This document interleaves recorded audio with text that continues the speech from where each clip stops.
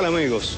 Sean todos y todas bienvenidos a esta, la última entrega de la serie de programas Las Propuestas de los Candidatos, presentada por los medios de comunicación del Grupo Corripio, por los periódicos Hoy, El Nacional y El Día, por Teleantillas, Canal 2, Coral 39 y Telesistema 11, así como por las emisoras La Nota Diferente 95.7 FM y HIJB 830 AM. Con esta serie, este grupo de medios desea contribuir a una campaña basada en contenidos. Hoy, nuestro invitado, el candidato presidencial del Partido Revolucionario Dominicano, el ingeniero Hipólito Mejía.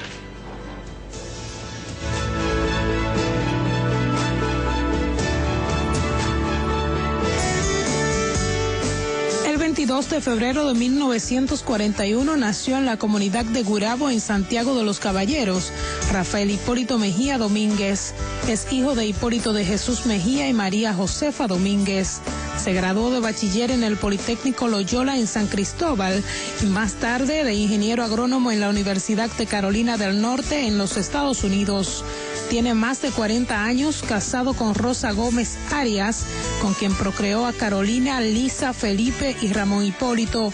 Desde muy temprana edad ocupó cargos públicos. En 1965, con apenas 24 años, fue nombrado director del Instituto Nacional del Tabaco con rango de subsecretario de Estado. Fue ministro de Agricultura en el gobierno de Antonio Guzmán en 1978. A lo largo de su vida ha sido un activo agroempresario, un preocupado por la agricultura moderna, el desarrollo de los invernaderos y el procesamiento de semillas. En 1982, Mejía fue candidato a senador por su natal provincia de Santiago, pero no logró la curul. En 1990 fue candidato a la vicepresidencia al lado del líder PRDista José Francisco Peña Gómez, quedando el partido en un tercer lugar. En 1999 ganó las primarias del Partido Revolucionario Dominicano y luego las elecciones presidenciales del 2000 frente al candidato del PLD Danilo Medina y a Joaquín Balaguer del Partido Reformista. Mejía alcanzó un 49.87%, pero no hubo necesidad de una segunda vuelta porque lo consideraron innecesario sus adversarios. Aunque buscó un segundo mandato en el 2004, modificando para ello la Constitución de entonces, fue derrotado por Leonel Fernández y el PLD. Volvió a interesarse por la candidatura presidencial tras la firma del Pacto de las Corbatas Azules entre Miguel Vargas Maldonado y Leonel Fernández, en el que se eliminó el nunca jamás de la Constitución. El 6 de marzo del 2011, Hipólito le ganó la convención interna del PRD al actual presidente de su partido y exministro de Obras Públicas de su gobierno, Miguel Vargas Maldonado, convirtiéndose así a sus 70 años en el candidato para la presidencia de la República para los comicios a celebrarse el 20 de mayo. Para que tengamos un mejor país, pero para todos.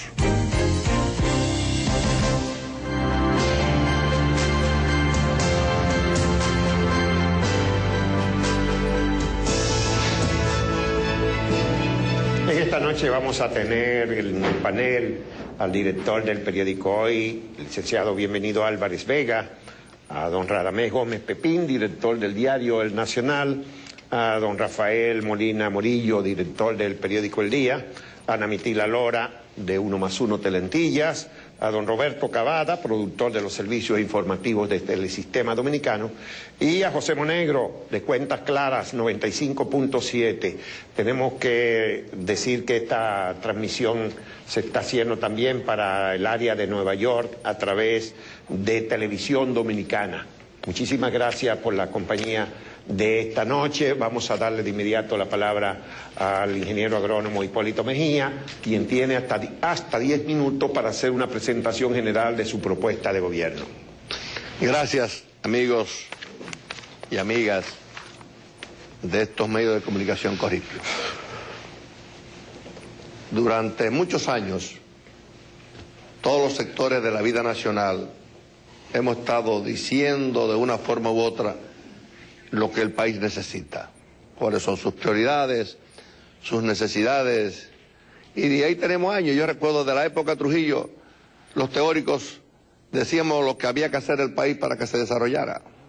Han pasado muchos años y hasta técnicos internacionales han venido y han dicho exactamente lo mismo que dice nuestra gente. A mí me tocó desde muy joven ser director del tabaco, después secretario de Agricultura, y siempre hacíamos la planificación de lo que debíamos hacer en caso específico de esa época del sector agropecuario, y en los meses de transición planificábamos al vapor lo que debíamos hacer.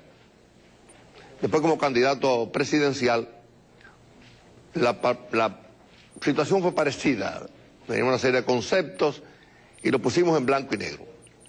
Pero después que el destino, o yo no sé qué, me ha brindado una nueva oportunidad, antes como parte dirigente del partido, me había tocado la posibilidad de preparar un programa de gobierno ajustado a la realidad, discutido con todos los sectores, con todas las fuerzas vivas del país, y así lo comenzamos.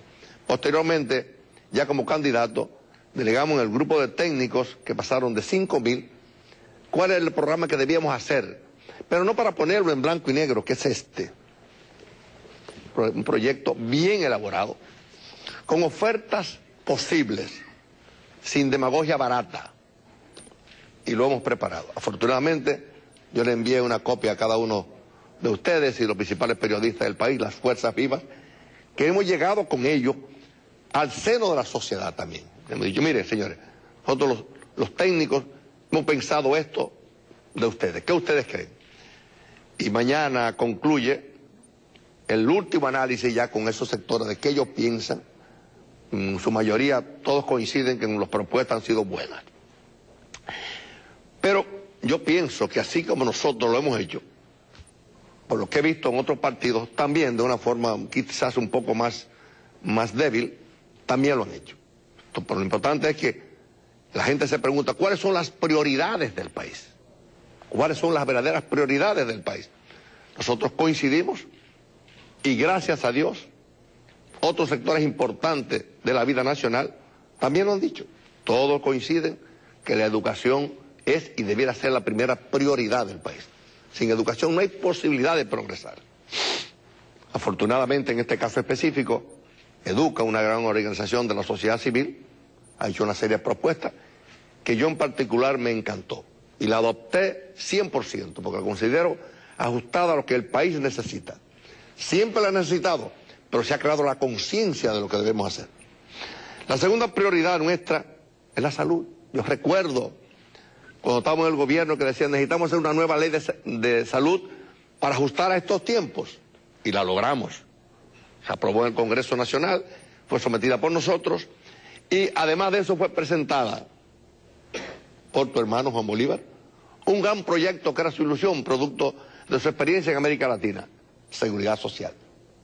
Yo pensaba que ese era un proyecto que coadyuvaba a que además del proyecto de salud, este proyecto de seguridad social daba, además de la asistencia, la tranquilidad a los sectores del país de que pudieran tener un destino, un retiro digno, lo cual considerábamos nosotros que era una vía expedita para enfrentar la maldita corrupción que tanto daño ha hecho el país, que la gente tenga la seguridad que no va a pasar trabajo en su vejez.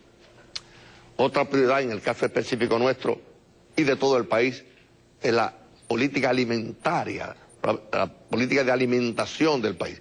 En esa incluíamos antes lo que era el medio ambiente y los recursos naturales. Después se ha convertido en una propuesta diferente, medio ambiente y recursos naturales, que juega un rol estelar también en las prioridades del país. Pero la política alimentaria, nadie duda, absolutamente nadie duda, que no podemos depender de las importaciones bajo ninguna circunstancia. Por el contrario, usted no puede jugar con eso, abusar de eso, para que lesione la mente, los corazones y los bolsillos del hombre más sacrificado de este país, que es el campo dominicano, el campesino dominicano.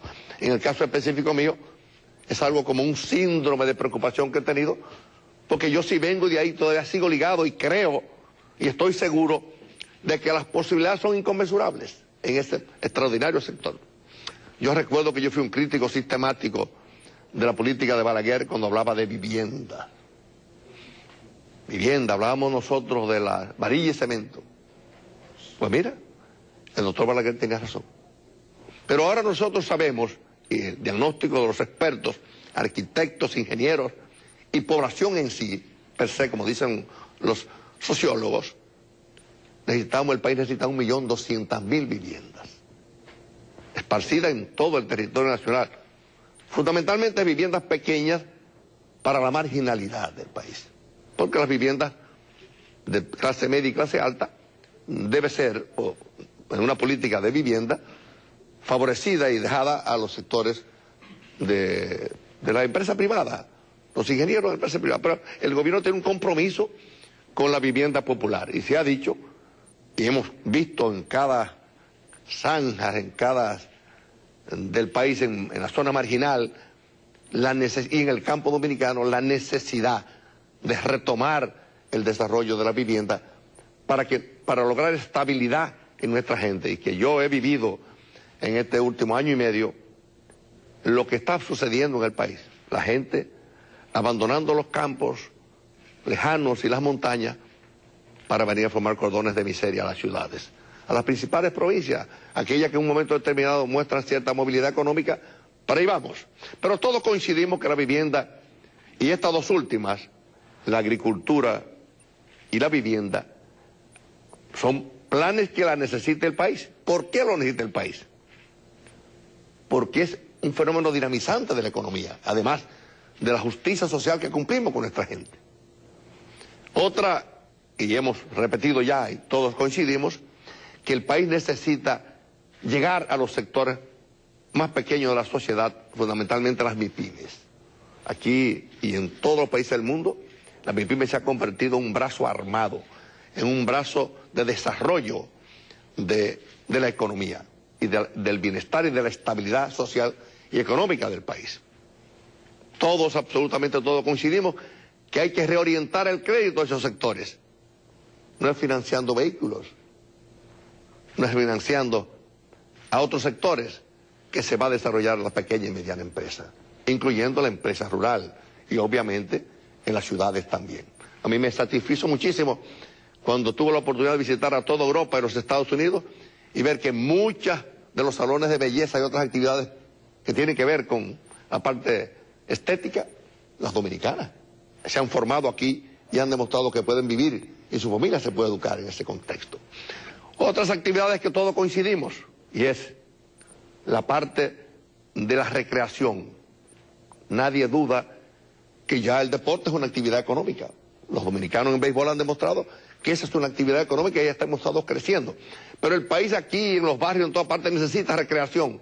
El gobierno necesita priorizar para que esos jóvenes que se deben desarrollar en un ambiente sano, la mano amiga del Estado llegue. Obviamente, todos hablamos también, ya adentrándonos más en la parte de la educación per se, que la formación técnica vocacional es una realidad en toda parte del mundo y que el país necesita formar técnicos capacitados en las diferentes áreas del desarrollo nacional.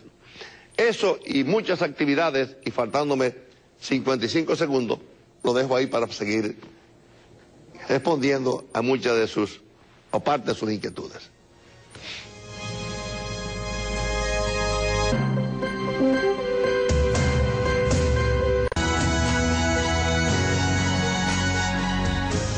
Para iniciar la primera ronda de preguntas, vamos a dar la oportunidad al director del periódico El Nacional, Radamés Gómez Pepín.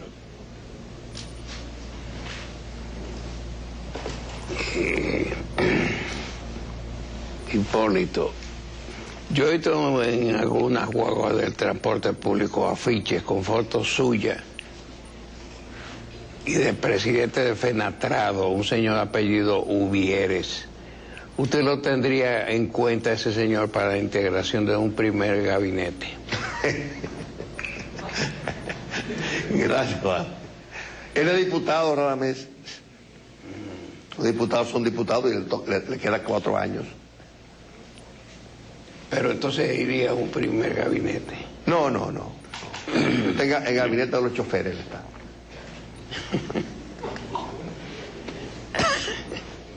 Vamos a darle la palabra a Roberto Cavada para la siguiente pregunta. Ingeniero, mis saludos.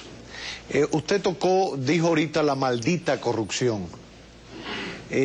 ¿Cómo usted convencería, sobre todo los indecisos, que es el blanco importante que se necesita cada uno de los candidatos para seguir buscando los votos y la presidencia? ¿Cómo usted los convence de que va a haber una verdadera política contra la corrupción en un eventual gobierno suyo, si a ojos vistas se le ve con ciertas personas que han estado involucradas en casos de corrupción, que han sido llevadas a la justicia en su gobierno, en gobiernos del PLD?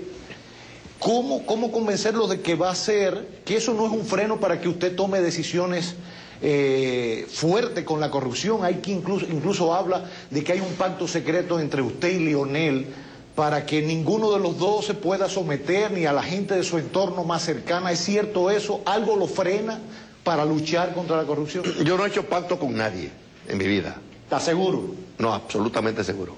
Absolutamente seguro. No he hecho pacto con nadie. Número 2. Esto no es un problema de que usted convenza a nadie, ni sectores indecisos. Es un problema de convicción personal. Yo soy de los pocos presidentes en este país que he llevado a gente mía y contrarios míos de poder a la justicia. Ahí se para la participación de un presidente y de un aspirante a presidencia o cualquier persona. Es decir, que yo estoy convencido de que esa es una desgracia nacional. Yo estoy absolutamente convencido. Entrar en los atavismos de la teoría de que si eso es conveniente o no, ahí no voy yo a entrar. Porque si yo me hubiese llevado de eso, no toco ese tema. Ese no es un tema de campaña. Eso se ha convertido en un tema de campaña porque la corrupción ha hecho metástasis en el corazón y en el cuerpo de la sociedad dominicana. Pero real y efectivamente ese no era un tema de campaña aquí ni fuera del país.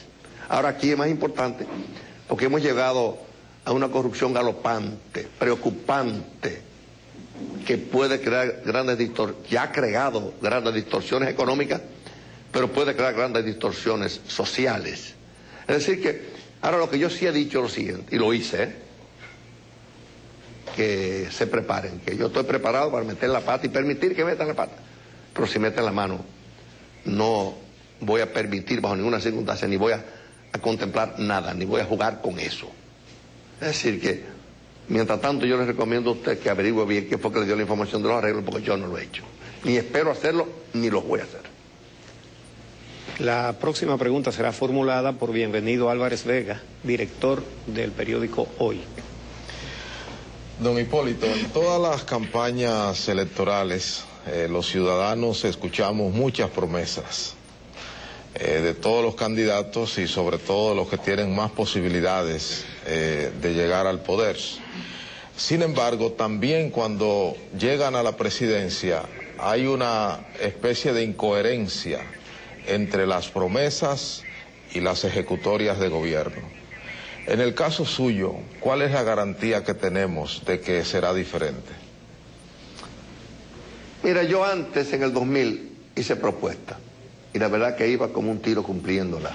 Prueba de ello fue que las elecciones a medio término barrimos, porque las expectativas de la población fueron cubiertas en su totalidad. No hay que explicar aquí las razones de la última parte del gobierno. Pero si nosotros hemos contraído un compromiso y usted tiene la copia, será usted que se va a convertir en guardián de darle seguimiento a este proyecto en todas las áreas. Es decir, permítame ganar primero y después cumplir. Pero usted que va a seguir siendo director del periódico, usted va a dar seguimiento y yo le prometo que vamos a pasar revista a este proyecto. Vamos a darle paso a Cise Emergen, quien tiene a su cargo hoy el seguimiento a los tuiteros que hace rato que están enviando sus preguntas. Adelante, Cise. Así es, gracias Juan Bolívar. Yo estaré acompañándoles en esta parte del programa, recibiendo las preguntas de los que nos siguen a través de Twitter, @voto2012RD, al candidato que participa en esta entrega especial, las propuestas de los candidatos, ingeniero agrónomo Hipólito Mejía, candidato presidencial del PRD. Y desde ya iniciamos con las preguntas. con el arquitecto Toribio Polanco, que pregunta, ¿cómo pretende usted enfrentar los costos de los combustibles si Chávez decide no seguir en el acuerdo de Petrocaribe? Parece ser que ese señor no escuchó lo que el día pasado dijo el embajador venezolano, y a mí me lo han dicho funcionarios del gobierno de Chávez, de su posición con respecto a su programa apoyado en este momento y que está en ejecución. Pero parece que no se recuerda de que este no es un programa nuevo de Venezuela. Desde Rómulo Betancourt, Carlos Andrés Pérez y todo. Yo fui con el presidente Guzmán siendo secretario de Agricultura, y el presidente Herrera Campín dio las mismas facilidades. En ese momento llevaba acuerdo de San José. Pero lo más importante es ahora. El presidente Chávez ha sido sumamente consecuente con los países de América Latina, fundamentalmente con los países pobres, y ha hecho un plan muy bueno para este país. Ha sido tan bueno para este país que le debemos más de 2.500 millones de dólares y cobramos muy lento, o casi no cobramos. Y ha sido tan amable que a él tocándole el 50% de la refinería de petróleo todavía no ha tomado posesión de ella, o no le han dado posesión. Así que el presidente Chávez ha sido muy consecuente con nosotros. Pero definitivamente esa es la postura del gobierno de Venezuela, y yo creo que es una postura muy racional, y yo se lo agradezco y se lo hice saber en una carta que le hice, y además se lo he hecho saber también a las autoridades que me he visto, y yo estoy convencido que es un plan bonito, que lo van a mantener para toda la vida. La próxima pregunta, el director del periódico El Día, el doctor Rafael Molina Morillo. Gracias. De usted asumir la presidencia de la República, se va a encontrar con un Congreso que podríamos calificar de adverso políticamente, y al mismo tiempo un Poder Judicial recientemente modificado, reestructurado, y al que usted se ha referido como inadecuado, vamos a decir, y que va a propiciar el cambio de algunos de los jueces de la Suprema Corte de Justicia. ¿Mediante qué mecanismo legal, cuál sería el procedimiento que usted seguiría para lograr eso en la Suprema Corte de Justicia? ¿Y cómo se manejaría con el Congreso adverso para la consecución de todo su programa de gobierno? Mira, yo estoy absolutamente convencido que la campaña trae pleitos y discusiones, pero yo creo en la sensatez y yo creo en la madurez de la democracia dominicana. Nosotros lo demostramos en el año 2002, cuando teníamos el control absoluto de todos los poderes, los ayuntamientos, la Cámara de Diputados, la Cámara de Senado. Ellos tenían un senador. Y después de eso, cuando yo perdí, era exactamente igual. Sin embargo, aprobamos prácticamente los proyectos que salían del Ejecutivo.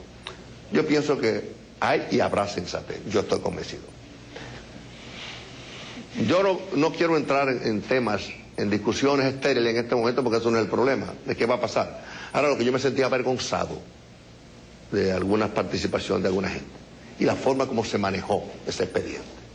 Yo creo que el país no puede replicar experiencias así. El país necesita, en sectores de poder, eso es poder del Estado, pensar más en tantos prohombres y pro mujeres también que hay en esta sociedad, que se merecen que se le dé la oportunidad de poner su experiencia al servicio de la patria, ofreciendo sus servicios profesionales dentro del marco de la más absoluta seriedad y no política. Yo pienso que esos sectores no se pueden politizar.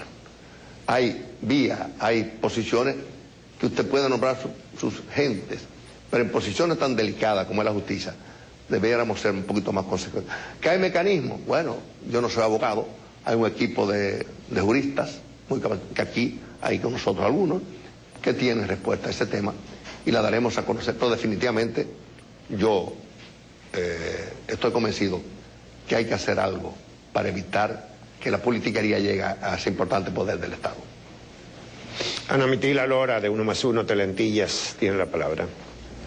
Sí, ingeniero. En los últimos años, el Estado dominicano ha crecido de manera notable y el número de empleados en la administración pública. También existen una serie de instituciones que se consideran prescindibles, que están de más porque están duplicadas. ¿Cuáles son sus planes para reformar el Estado, para eficientizarlo, para que funcione mejor y para que no consuma tantos ingresos? Si algo que a mí me ha preocupado, y lo he repetido en varias ocasiones, es que aquí se han hecho modificaciones económicas, varias, 5, y nada. Y hay que hacer otra, para ordenar todo el muñeco. Eso coincidimos todos los partidos.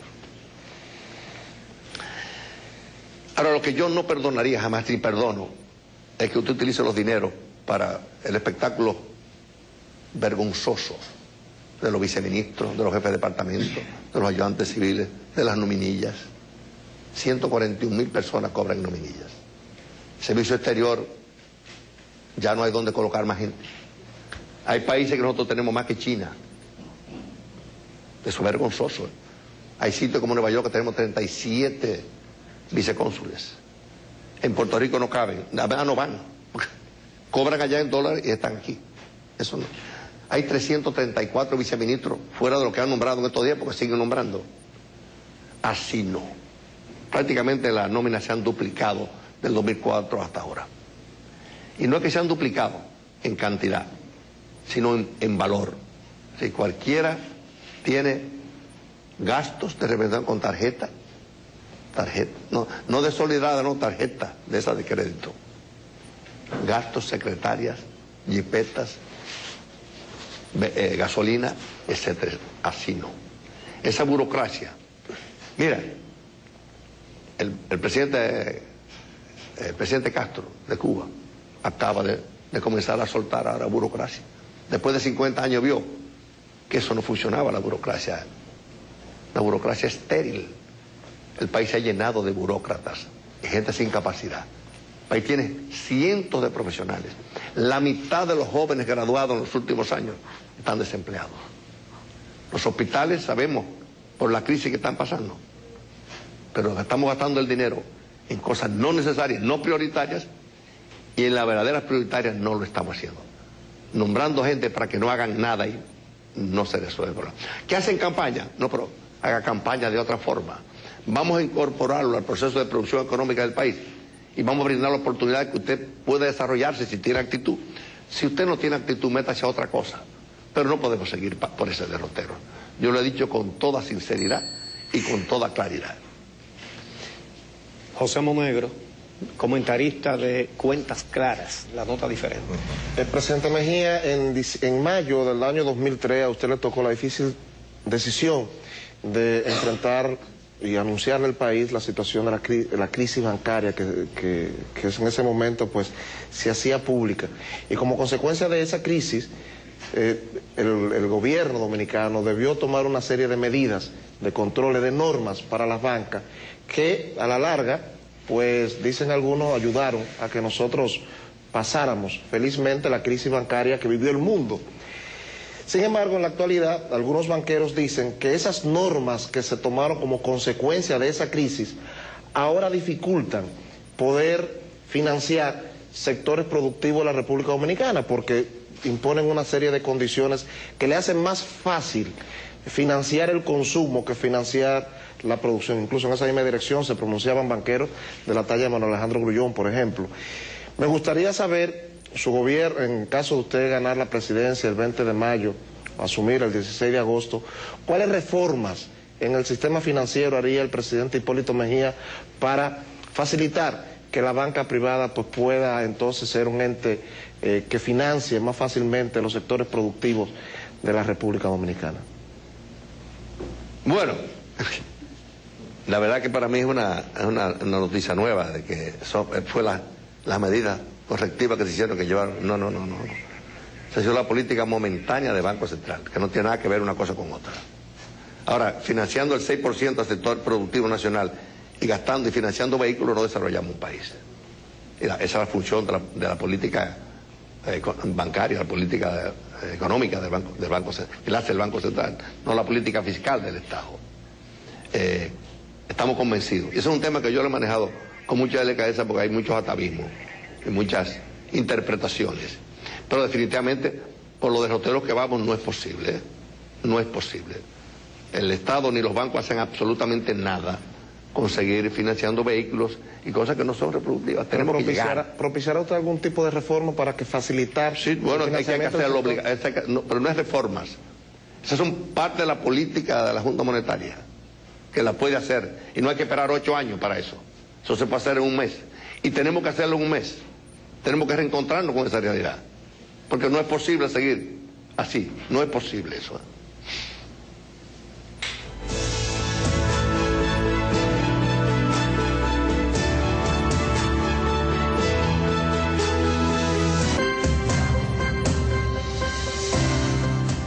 Don Hipólito Mejía, usted ahorita se le preguntó sobre la corrupción y usted ha tenido un discurso muy vigoroso contra ella en la campaña, pero no nos dijo qué cosas específicas se pueden hacer para evitar, para prevenir la corrupción y disminuirla.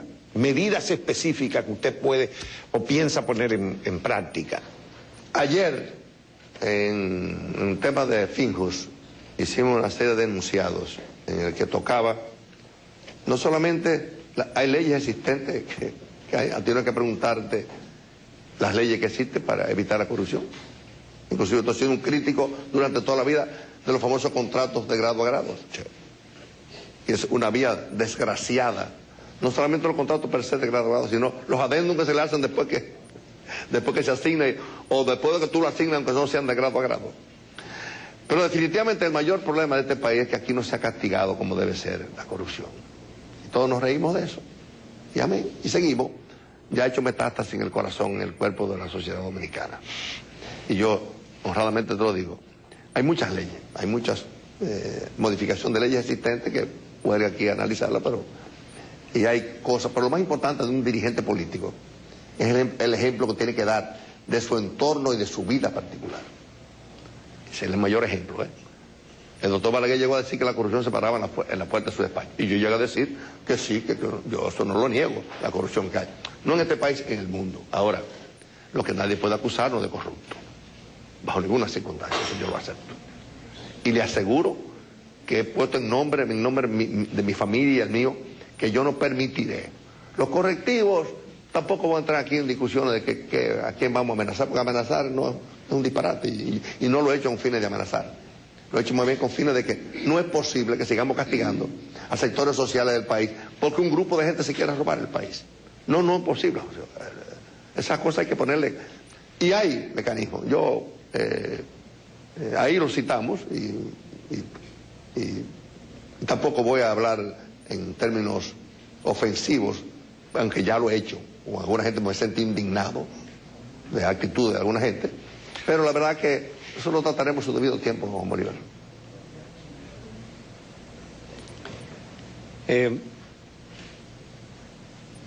Los gobiernos, tanto del PRD como del PLD, incluyendo el suyo, han mostrado mucha predilección por los préstamos de tipo comercial, con su doble característica de plazos cortos y altos intereses, y por otro lado, mucha escasez de condicionamientos. Este año, los compromisos de pago de deuda externa son de unos 44.000 millones, pero el año que viene se disparan a 75.000 millones. En caso de regresar usted a la presidencia de la República, ¿seguiría contratando ese tipo de préstamos con esas condiciones? Mira, es verdad, todos los gobiernos han hecho eso. Obviamente no comparen nuestro gobierno con esta fiesta, este festín que ha habido en los últimos años. Estamos ya 25.000 millones de dólares. La deuda externa. No quiero hablar de deuda interna. Yo he tenido experiencia en préstamos de Estado. No es tan fácil renunciar a algunos. Yo pienso que lo que hay que hacer las cosas bien. Si hay un préstamo de Brasil, y Lula fue un hombre, al igual que Chávez, sumamente consecuente con este país, lo importante es que el dinero que salga de Bande, del banco, debe usarse para no traer de allá, atado, como criticábamos antes ahí, de cosas de ese país. Por ejemplo, yo no estoy de acuerdo que en materia de productos que se pueden fabricar en el país tengan que venir de allá, y el préstamo se admita que tiene que ser atado a eso. No, eso no se puede aceptar. Y no hay por qué aceptarlo, porque no es una obligación. Hay casos que el país no puede seguir. Y calificamos para préstamos. Yo pienso que no calificamos. Hay alguna gente que dice que el país es de los que menos debe. Yo pienso que tendremos que amarrarnos. Tendremos que llegar a unos acuerdos para, en la misma función que vamos pagando, podamos ir resolviendo. Pero ya los mismos organismos internacionales no son los de hace 20 años. Buscar un préstamo en el BID, en el Banco Mundial, era tremenda acrobacia. En estos momentos ya hay mucho más facilidades, y así lo han demostrado sus organismos. Han viabilizado su burocracia. Ya es más fácil. Y yo particularmente creo que los organismos multilaterales son a los que debe ir el Estado, porque lo demás se presta a corrupción. Sí, Uchi, se presta a corrupción. Hay que haber verdaderos profesionales que se dedican a ese tipo de cosas. Tiene la palabra Roberto Cavada, el productor de los servicios informativos del Sistema Dominicano Canal 11. Gracias, ingeniero. Se ha dicho que el 16 de agosto de este año, el que llegue a Palacio no tendrá presupuesto, que se ha consumido completo ya a esta altura del año. Y esto trae muchas preocupaciones a la gente. O sea, sin presupuesto, cómo buscar un préstamo, no hay acuerdo con el Fondo Monetario Internacional, si gana el PRD, tiene un Congreso en contra. Y muchos del lado contrario al PRD han manejado que la tasa del dólar se va a disparar, que se va a poner de nuevo en no sé qué momento porque hace falta recaudar dinero. ¿Qué usted ha pensado en eso? Hay gente que dice que el PRD no tiene el gabinete económico fuerte y decidido para enfrentar una crisis económica como la que estamos viviendo ahora. ¿Usted cree que es verdad? ¿Usted lo tiene pensado? ¿Usted tiene el equipo serio y confiable para enfrentar esta crisis económica? ¿Usted garantiza que la tasa del dólar no se va a disparar? Oye, si nos llevamos... Primero, con el Fondo Monetario hay que firmar. Esa es una realidad. Y de hecho había dinero. Hay 500 millones ahí. Ahora, ellos quisieron romper el fondo para hacer lo que están haciendo en estos momentos, ¿no? Para servirse con la cuchara grande. Y una demostración clara.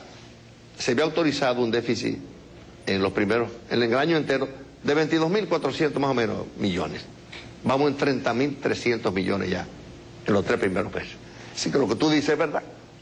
El déficit, yo pienso que antes de terminar, antes de comenzar las elecciones, en este mes, vamos a llegar a 50.000 millones. Porque se sigue la fiesta, el festín sigue, gastando dinero al por mayor y al detalle, sí. Número 3. El presupuesto es en 12ª partes, no es de un momento a otro. Y el producto del desarrollo de la economía es que tú vas cobrando impuestos. Va a quedar bien decalabrada. No estará muerta, pero estará bastante peleada la economía, sí. Ahora, después de grandes crisis, grandes soluciones. Hay que tomarla, hay que enfrentarla.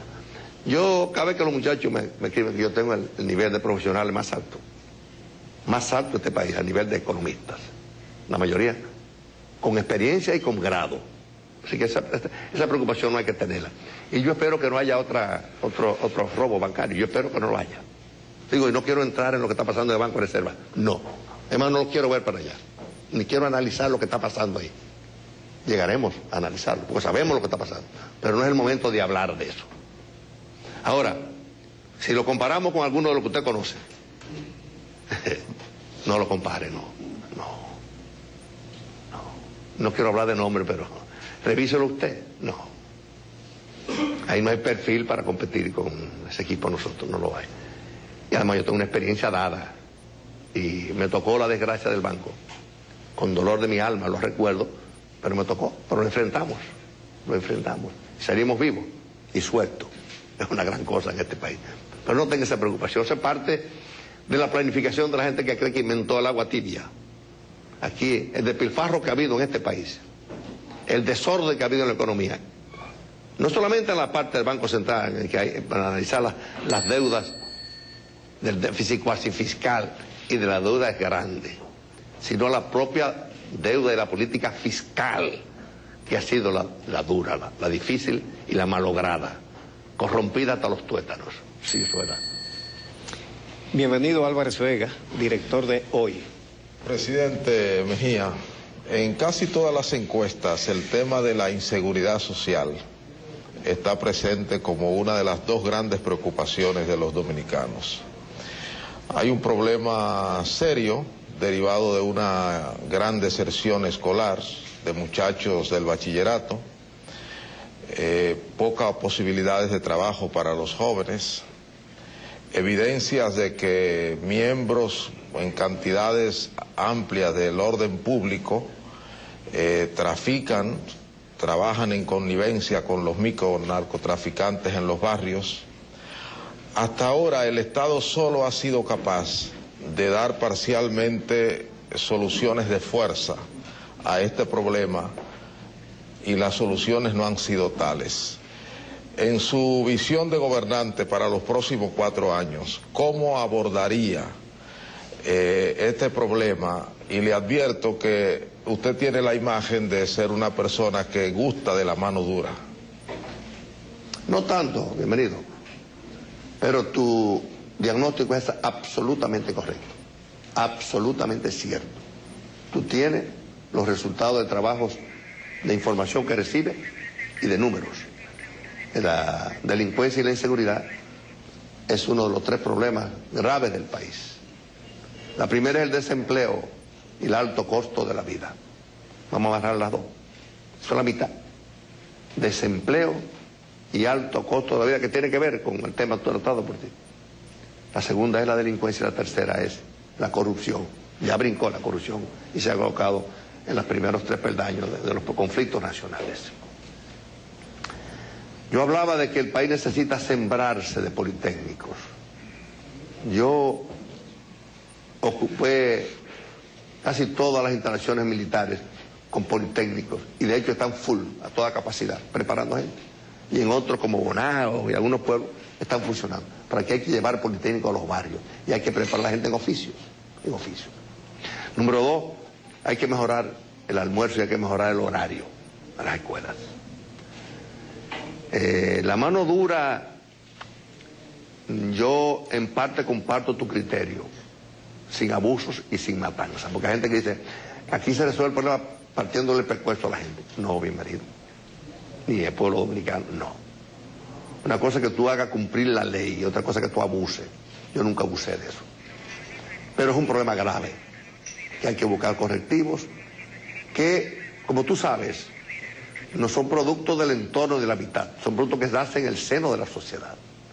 Los graves problemas de este país salen en el seno de la sociedad, que no es sencillo decir, vamos a modificar la actitud de las familias dominicanas, en el ejemplo. No, eso no es tan sencillo, eso toma tiempo, pero es uno de los problemas que vamos a tener que enfrentar con seriedad, con dedicación y con amor.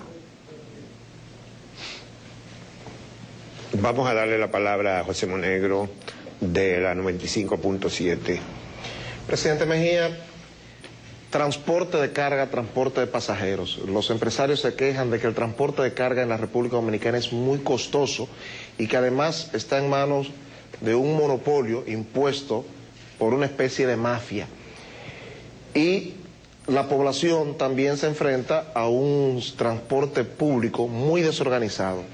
Entonces me gustaría saber cuáles planes tiene el presidente Hipólito Mejía para resolver esos dos problemas: transporte de carga, costoso y monopólico, transporte de pasajeros, y si continuaría usted construyendo nuevas líneas del metro.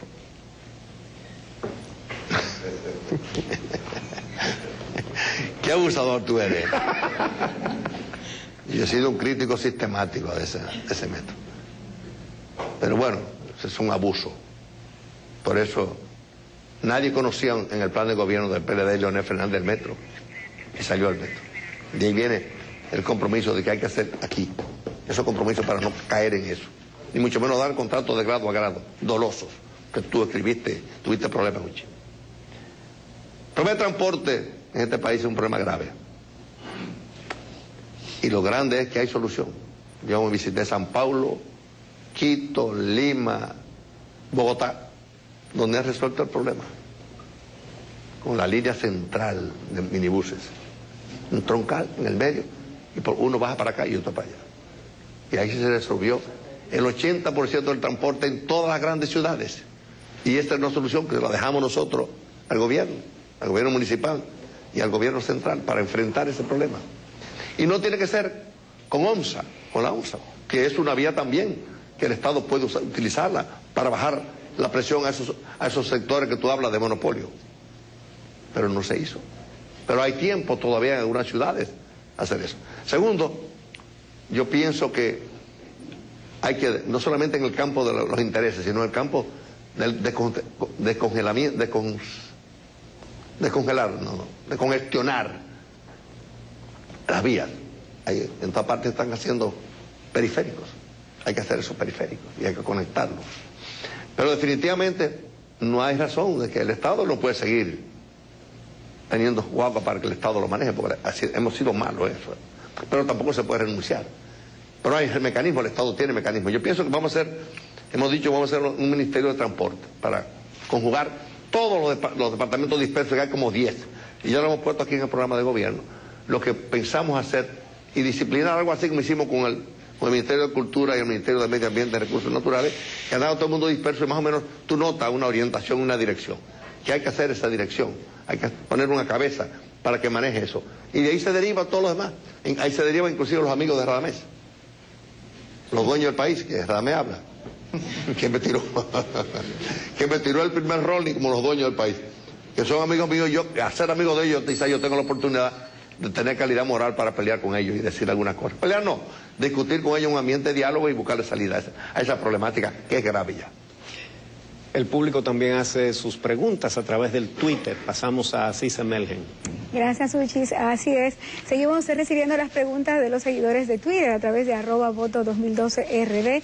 Y le vamos a dar la oportunidad a Johnny Romance, quien pregunta al ingeniero Hipólito Mejía lo siguiente. ¿Cómo piensa aumentar en la educación y trabajar por la mujer? ¿Cómo piensa? ¿Cómo piensa aumentar en la educación y trabajar por la mujer? Por la mujer. Por la educación y por la mujer.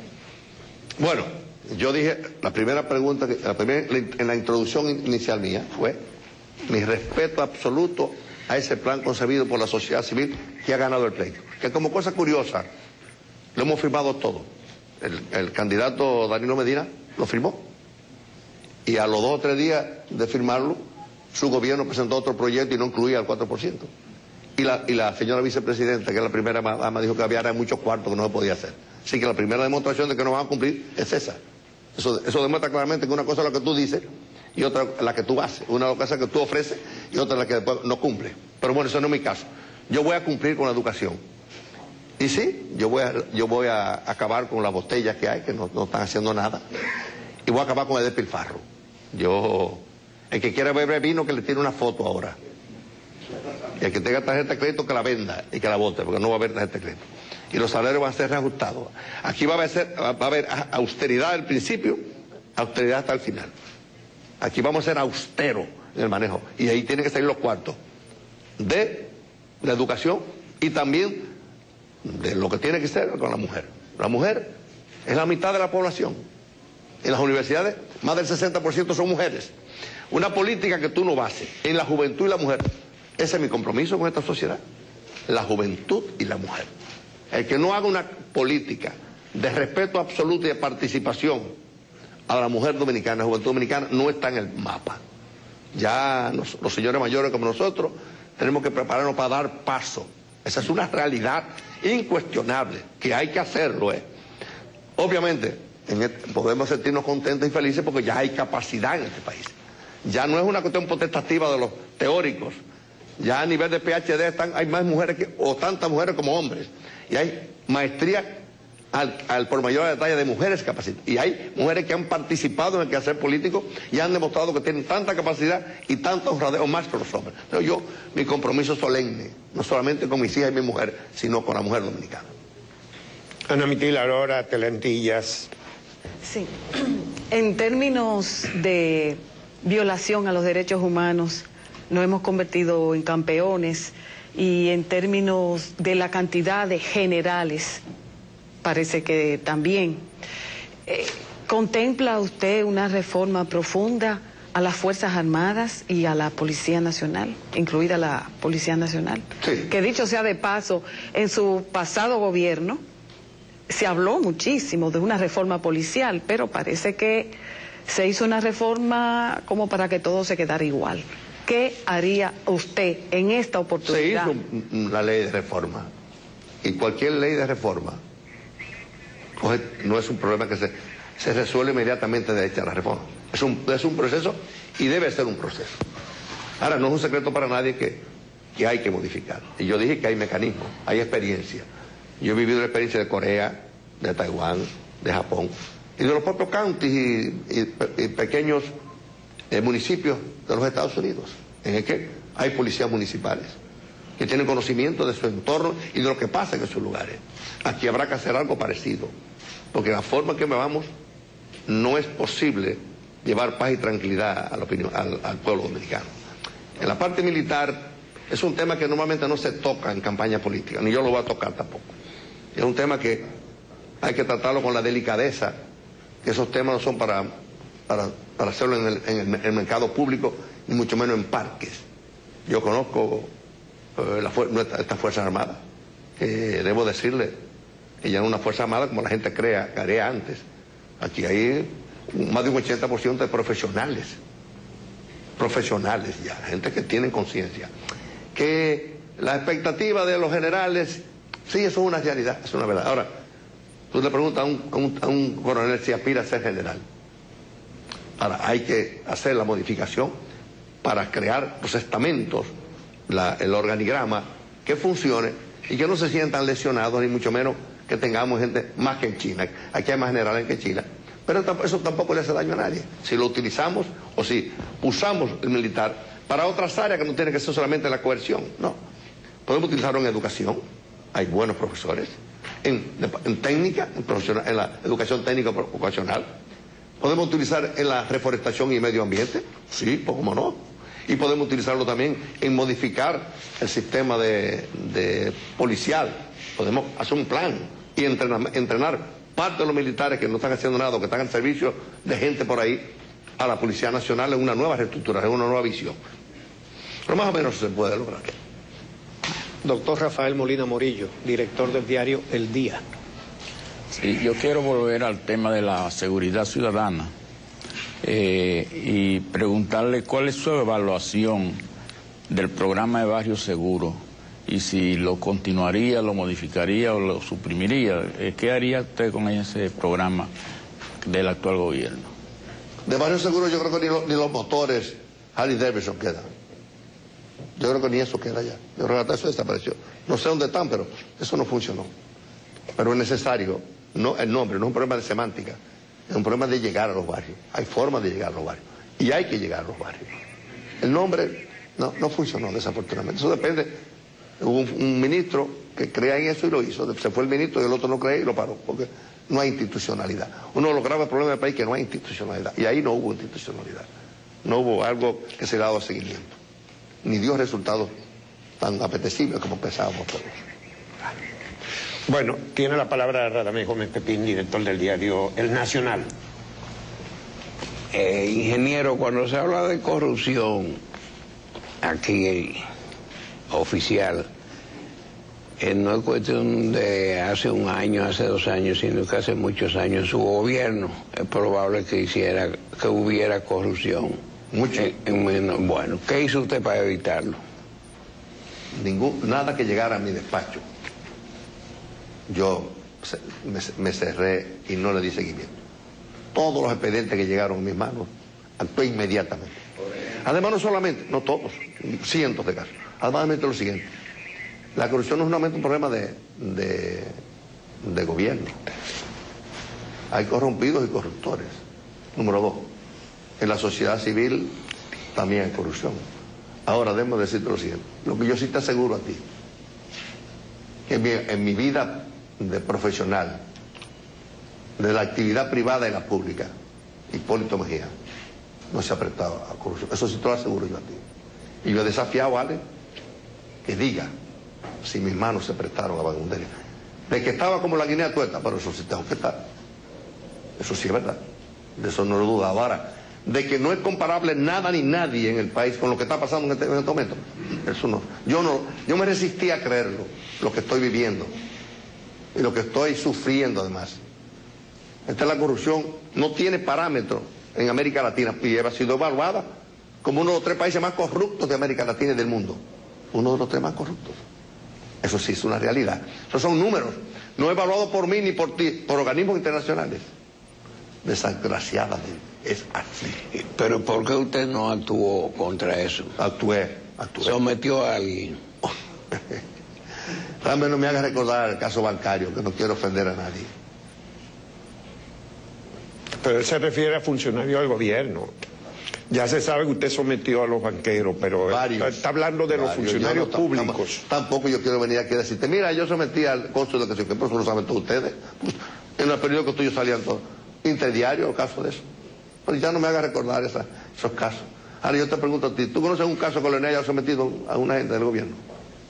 Bueno, pero Leonel, yo no estoy hablando con Leonel, sino con Hipólito. Pero yo te contesto también de Leonel, para meterlo en el paquete todo.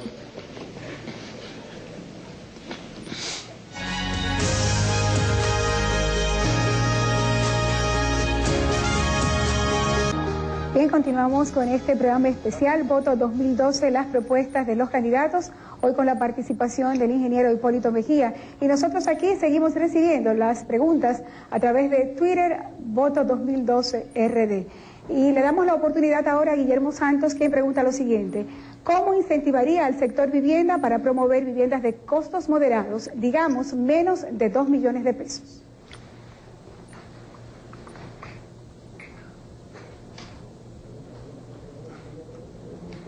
La pregunta de Guillermo Santos dice así: ¿cómo incentivaría al sector vivienda para promover viviendas de costos moderados, digamos menos de 2 millones? Nosotros necesitamos obligatoriamente llegar a un acuerdo con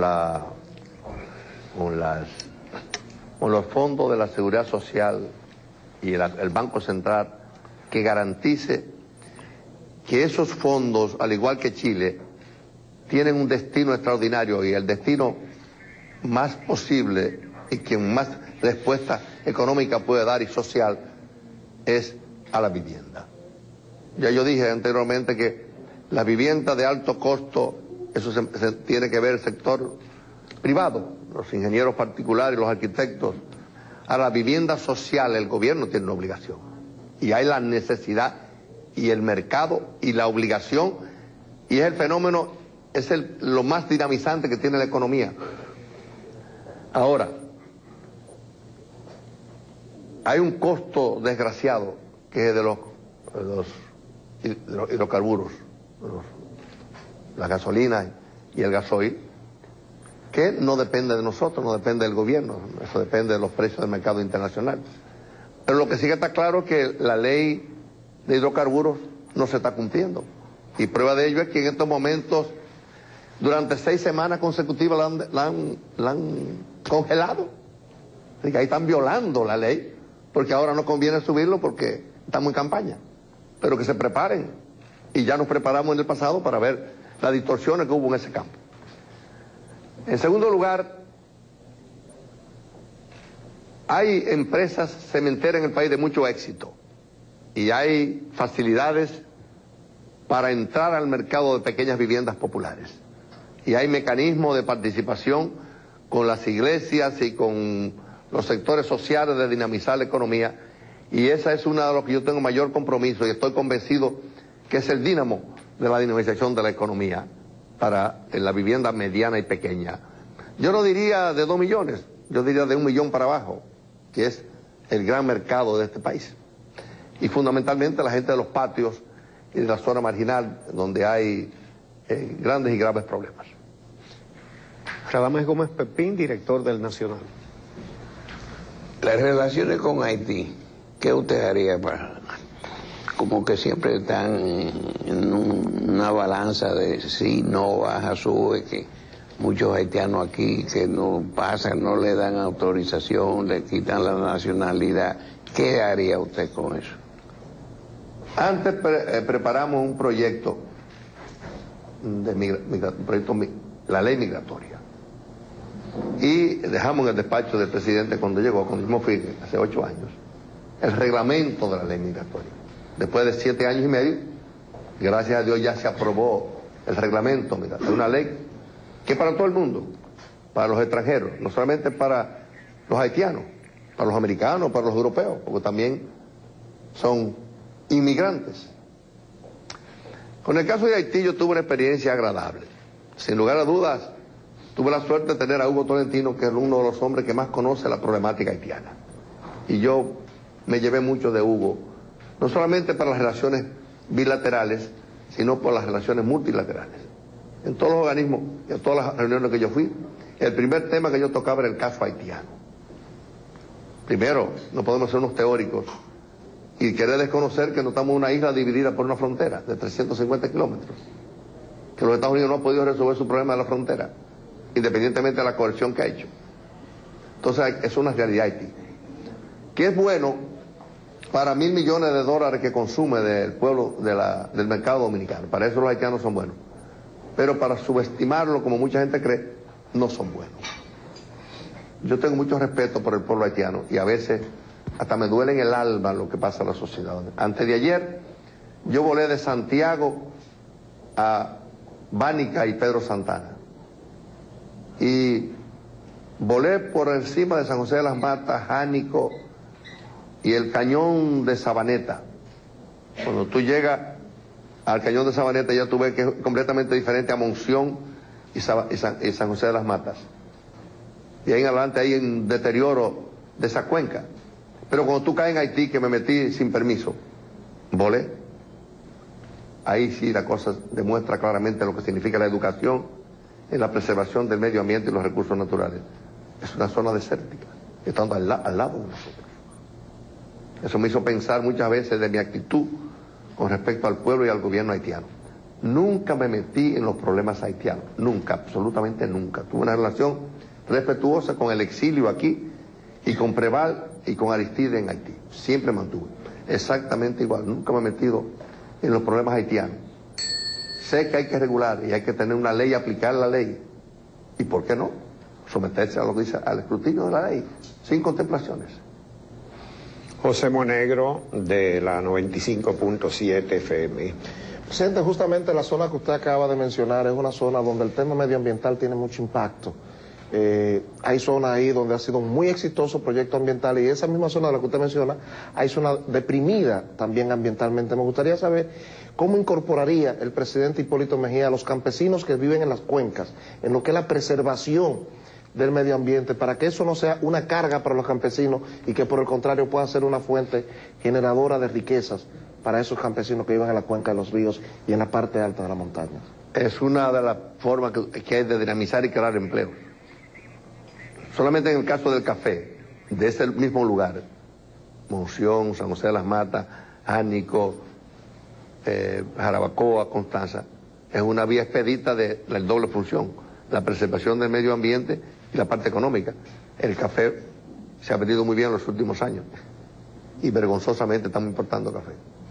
Muchas empresas como la empresa Induban ha tenido que hacer fincas propias para poder abastecerse de café. Hay que hacer, para tú sembrar café, tienes que hacer semilleros. Y para tú cosechar café, tienes que sembrar café. Y para procesar café, tienes que cultivar café. Entonces esa es una vía buena. Lo mismo con la pasta de cacao, que es una parte económica que ya el país ha demostrado que tiene condiciones para hacerlo, condiciones agronómicas y condiciones humanas, pero definitivamente la parte no solamente de café y cacao, sino de frutales también, que hay posibilidades. Ya los invernaderos han demostrado que en las montañas pueden producir con buena calidad y es una forma de mantener la gente allá y que los invernaderos, que no hay que hacer grandes extensiones ni hay que hacer ningún tipo de erosión, provocar erosión, es una forma también de tú preservar el medio ambiente con justicia y con bienestar económico y con estabilidad social. Quinto, en el país hay que preservar esas cuencas que son las que producen agua. Hay que ver la belleza de esos lugares. Yo invito a mucha gente en el país que puedan, los que no puedan volar, a menos que entren en esa zona, para que vean la belleza que queda todavía de esos lugares y que debe quedar. Afortunadamente, la gente por la situación económica han tenido que abandonar. Yo pienso financiar y producir suficientes plantas, y no solamente en ese campo, en otras derivaciones. Hay un árbol que se llama Acacia magium, que tú la ves en la carretera, que en 8, 10 o 20 años, menos 20 años, 10 años, ya está en condición de producir una buena madera. Estamos importando 380 millones de dólares de madera. Esa es una vía para producirla, al igual que la caoba, el roble. Pero es ahora una nueva modalidad que se llama biomasa, que tú cobras además por el carbono. Pero la biomasa, ya hay empresas en el país establecidas que están trabajando con biomasa. Ese es otro mercado que hay posibilidad, y de producir empleo. Y esa es una de las cosas que están consignadas aquí, para producir empleo en nuestras lomas y nuestras cuencas hidrográficas. Bienvenido Álvarez Vega, director de Hoy. Don Hipólito, usted siempre enaltece a la mujer, y lo ha hecho aquí en esta ocasión, y tiene buena experiencia porque creo que desde Mamá Belica hasta Doña Rosa han tenido dominio de su vida, ¿no? Y mamá también. Ahora usted nos llega a ofrecer un gabinete paritario a la mujer dominicana, esa mujer tan preparada, en que el 50% de los miembros del gabinete sean hombres y el otro 50 mujeres. No tanto, pero algo parecido, sí. ¿Y por qué? ¿Qué se lo impide? No, estoy todavía analizando esos casos, pero como yo no le he ofrecido un cargo a nadie, esa recomendación suya yo la voy a tomar muy en consideración. Y me gusta, porque yo sí que tengo recuerdos inolvidables de mi infancia. Y los gobiernos, y tú lo sabes porque tú conociste a mamá. Los gobiernos socialdemócratas suelen tener gabinetes paritarios. Sí, pero yo todavía no puedo decirte a ti si va a ser así, pero estoy estudiando la posibilidad. Don Hipólito, tú recuerdas con cariño a mamá. Usted mantendría mucho cariño a ti. Así es. Usted mantendría el despacho de la primera dama con un presupuesto como un organismo del Estado en el próximo gobierno. 800 millones. ¿Son 800 millones o 600 millones? Para este año son más de 700 millones. Eso, yo dije ayer que eso era un ministerio. Doña Rosa se conformaba con 50 millones. Yo fui que lo hice en la primera dama, pero no era para política. Era para la primera dama hiciera el trabajo que debe hacer la primera dama. Algunos trabajos. Y no sociales. debería ser con el dinero de los ministerios que trabajan, es decir, en colaboración con el Ministerio de Salud, de Educación. No había un fondo especial para ella, se le asignaba de alguna secretaría. Pero es lo contrario, ahora, algunas instituciones como Indotel nutren también fuera de ese presupuesto a la primera dama. Es una super primera dama lo que hay ahora. La mía es una mujer modesta, del campo también, de Gurabo, que no tiene esos prejuicios, esas aspiraciones. Así que ella está convencida que no va a ser candidata nunca. Acá, con permiso, eso de primera dama, ¿desde cuándo es que hay eso? Porque, ¿qué es eso? Bueno, hace muchos años, ¿verdad? Sí, muchos años. Bueno, con Balaguer no hubo, pero él a veces, su hermana... Las hermanas, sí, exacto. Sí, pero no se casó con Balaguer. Y me dijo que él se arrepintió de no haberse casado. Sí. Ahora que yo he sabido el valor de una mujer, me dijo cuando tenía 97 años. Ya. Y yo le dije, ¿para qué, doctor? Y dice, un bueno, poco tarde eso, ¿eh? Para que me cuide, me dijo ella. Ana Mitila Lora, que es parte de este gabinete. Gracias. Retomando la... ¿Ustedes no cederían a Ana Mitila? ¿Perdón? ¿No cederían ustedes? Para su gabinete. Pregúntale a Pepín si ese sería tan consecuente. Pero seguro que sí, seguro que sí. Retomando la inquietud de Radamés Gómez Pepín sobre el tema haitiano y migratorio, existe la resolución 1207 de la Junta Central Electoral que ha estado despojando de la nacionalidad dominicana a hijos de haitianos nacidos aquí, y muchos de ellos no hablan creol, nunca han estado en Haití y tienen décadas en este país que es su país, pero esa resolución les impide sacar una cédula, acta de nacimiento, etcétera, etcétera. Incluso hemos tenido casos de peloteros, de grandes prospectos que no pueden viajar, no pueden ser contratados por las grandes ligas por esa dificultad. ¿Cuál es su visión sobre este problema? Soy inhumano, irresponsable y irrespetuoso. Eso nos quita calidad moral a nosotros, en Europa y en los Estados Unidos, para pelear esos casos. ¿Con qué base yo? Tú vas donde le dices a Obama o al presidente Bush, al que fuera, el siguiente, los dominicanos, no, ninguno, pues ustedes están tratando con desdén a los haitianos. O sea, es muy delicado, yo soy muy respetuoso de eso. Y no puede ser. Yo viví en carne propia lo que hicieron algunos malos dominicanos con el doctor Peña Gómez. Nosotros fuimos víctimas, el PRD fue víctima de esa acusación maldita e irresponsable de cavernarios nacionales que han demostrado no solamente en ese aspecto, en otros aspectos son exactamente igual. No respetan la dignidad del ser humano. Yo en eso soy muy respetuoso. Roberto Cavada. Ingeniero, la relación con la prensa, durante su primer mandato, hubo quien dijo que usted maltrató de alguna manera a la prensa, quizás porque no les pagaba o porque verbalmente no las trató bien. Incluso se habla hasta de amistades que perdió en el mundo del periodismo porque le criticaban o algo de eso. En un eventual gobierno suyo, ¿cómo sería la relación con los periodistas dominicanos en materia de libertad de expresión, de trato con la prensa, de relación para el libre acceso a la información de los ministerios, de su propio despacho? En el trato con usted, ¿va a estar disponible para tratar, para dar entrevistas? No, yo voy a aprender un poco de Leonel, que casi nunca ve a la prensa. Yo no voy a ser tan asequible como antes, no, yo voy a ser más cauteloso. Solo aprendí, me lo dijo Radamés a mí, que no hablara tanto, desde un principio. No lo aprendí. Número 2, sí es verdad, Radamés me lo dijo, no hable tanto.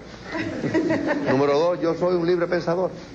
Así como yo discutía con Uchi, contigo y con Radamés, con mis amigos, yo decía lo que yo creía. No mucha gente está preparada para que un presidente le diga lo que cree. Debo decirte eso. Mucha gente que le diga, que le haga un cuento, una simulación. Me encanta esa fórmula de simulación. Yo no soy un simulador. Número 3, yo no he pagado nunca a prensa. Y la lista la vamos a publicar, ¿eh? ¿Qué lista? La lista de 700 millones mensuales que se pagan ¿Aquí? Aquí no, ¿quién cobra? Aquí tú eres loco. Aquí ustedes lo consideran enemigo. Especialmente a ti, que tú tampoco has arreglado ahora, pero a ti te dan duro. Pero por suerte tú estás poniendo un anuncito de Danilo ahora ahí. Y cómo han bajado la presión. En el carro, que nunca se montó en el carro contigo, pero bueno, son las incongruencias que yo no entiendo. Pero pero yo, déjame decirte, yo tengo mucho respeto por la prensa, mucho respeto. Ahora, prefiero mantenerme face to face y decir lo que yo creo. José Monegro. Presidente, Hipólito Mejía, un eventual segundo gobierno suyo, ¿cuáles serían las obras públicas distintivas de ese periodo gubernamental? Vivienda, agricultura y medio ambiente. Pequeño y mi pyme. Las prioridades que yo dije. Obviamente, yo no me siento dueño del desarrollo y de la consolidación y el respeto a la educación, porque ese es un plan demasiado bien elaborado por todos los sectores que yo me considero un padrino, un papá. En eso yo quiero ser un papá, pero no dueño de, no como el caso de la agricultura, que yo he sido un hombre ligado con ideas innovadoras desde hace muchos años. Pero en temas de infraestructura, ¿tiene identificado el presidente Hipólito Mejía algunas que entiende él que en su periodo debe él construir? Ramón, mándamele una copia. Dámele el CD ahora mismo a periodista de este programa. Para no... Yo quiero que tú lo analices porque tú eres un periodista acucioso. Ahí están todos. Todos. Hasta con cifras y en el lugar donde lo vamos a hacer. Queremos agradecer la compañía esta noche de muchos dirigentes del Partido Revolucionario Dominicano que vinieron con el candidato a la presidencia de la República, Hipólito Mejía. Así vamos a ver si tenemos otras preguntas de los tuiteros. ¿Siguen activos? Así es, siguen muy activos preguntándole al candidato Hipólito Mejía. Y escogemos la pregunta que nos envía Darber, que dice así: ¿qué opinión tiene Hipólito Mejía sobre el casamiento de homosexuales? Yo lo primero que quiero decir es que yo soy respetuoso de la libertad sexual de cada quien. Yo en eso no me meto. Ahora, yo les recomiendo a los gays que no se casen. Yo no estoy de acuerdo en el matrimonio gay. Entonces, a mí me formaron un hogar cristiano que dice crecer y multiplicados. Yo sé que ese es un tema delicado que yo nunca he tenido miedo de asumirlo. Yo en Nueva York dije exactamente lo mismo. Si a mí me toca un proyecto de ley y me lo dan, yo no promulgo la ley de casamiento de gay. No. Ahora soy respetuoso absoluto de cada cual tenga la libertad que quiera y no me meto y lo trataré con todo el respeto y es más, en mi gabinete tienen derecho a participar en lo que quieran. Pero matrimonio, yo creo que se queden amancebado mejor. Porque usted el término gay en inglés. Porque gay es más gracioso. Ah, gracioso. Sí, gay. Yo tengo un grupo gay en Cambita y yo le llamo gay también. Gay. Él quería que le dijeran homosexual, diga, y no ponle gay porque es más gracioso. Pero es otro término más constructivo. Más bonito. Sí. Es internacional. El doctor Rafael Molina Morillo. Bien, el analfabetismo es una de las lacras, un hándicap que pesa sobre la sociedad dominicana, porque a pesar de que gobierno tras gobierno se vienen anunciando planes para combatir el analfabetismo, no acabamos de llegar al cero como muchos otros países. Por ejemplo, tengo entendido que hay un programa cubano que ha sido exportado a otros países, por ejemplo en Bolivia, que es una nación muy difícil por las diferentes etnias que hay allí, y sin embargo se ha logrado casi un 100% de erradicación del analfabetismo. ¿Qué es lo que pasa? ¿Qué piensa usted que impide que aquí podamos desarrollar, digamos, en un periodo de 4 años, una campaña para llegar a cero en esa materia? Mira, la doctora Milagros Ortiz Bosch es un orgullo patrio. Una de las ideas de ella, de la tarjeta de solidaridad, fue precisamente eso. Garantizarle a las madres, sin política, porque cuando se garantizó un pago a todas las madres que tuvieran hijos, yo no es que obligaran, que ayudaran que sus hijos fueran a la escuela, porque ese plan de que tienen que ir obligados no obedece a un trato humano y democrático. Entonces Milagros logró que pusiéramos un salario para que las madres llevaran a sus niños a la escuela. Es una vía expedita. Número 2, yo creo que la experiencia cubana es sumamente interesante y ha sido exportada con éxito a Bolivia, a Venezuela y al propio Haití. Así que yo creo que es un modelo que habrá que implementar en un país.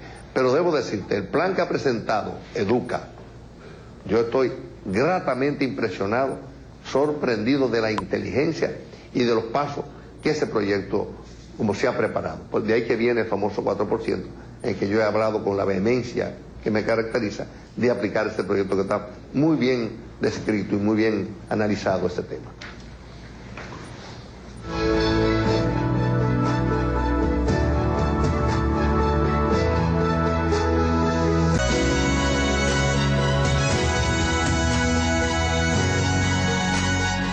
Don Hipólito Mejía, se ha estado reclamando un nuevo modelo de desarrollo para la República Dominicana, particularmente los sectores exportadores. El sector industrial ha perdido preponderancia en la economía nacional, un déficit de balanza de pago y un déficit del intercambio comercial en términos sumamente preocupantes que pueden desequilibrar en cualquier momento la economía del país. ¿Cuál es su proyecto?